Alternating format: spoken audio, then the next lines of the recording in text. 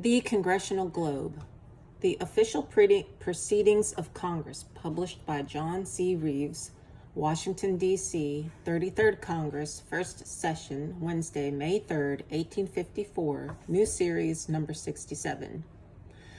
Congress are debating a bill concerning white male American citizens of the United States. That's the phrase, white male American citizens of the United States, in reference to become a federal citizen.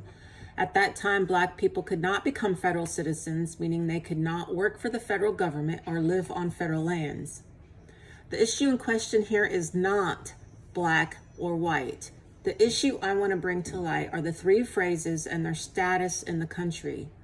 American citizens of the United States, citizens of the United States, and American citizen.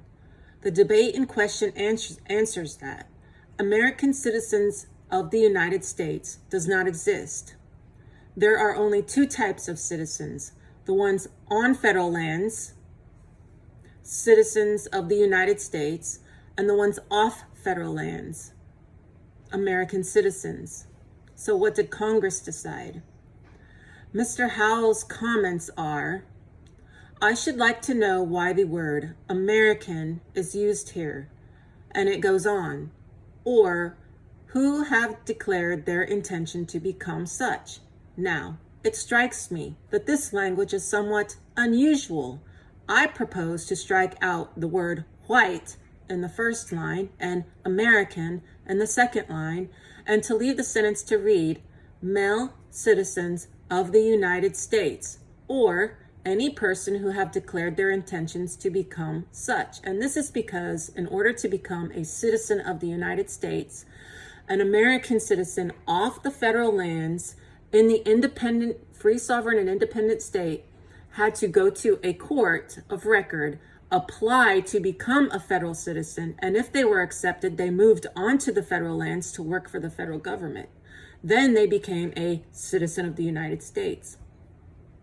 And they discussed the matter further in the Congressional record. And then Mr. Howe continues, I propose to modify my amendment so that it shall read that to every male citizen of the United States, or to such person as shall declare his intention to become a citizen of the United States, etc., end quote.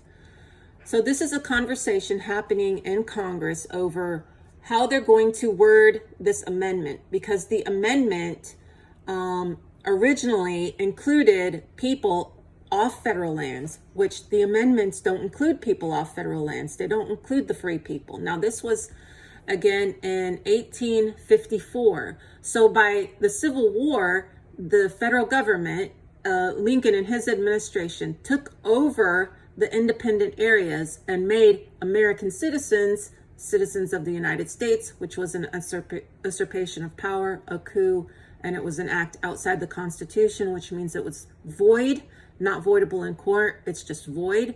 And so everything that they've done after that appears to have been illegal.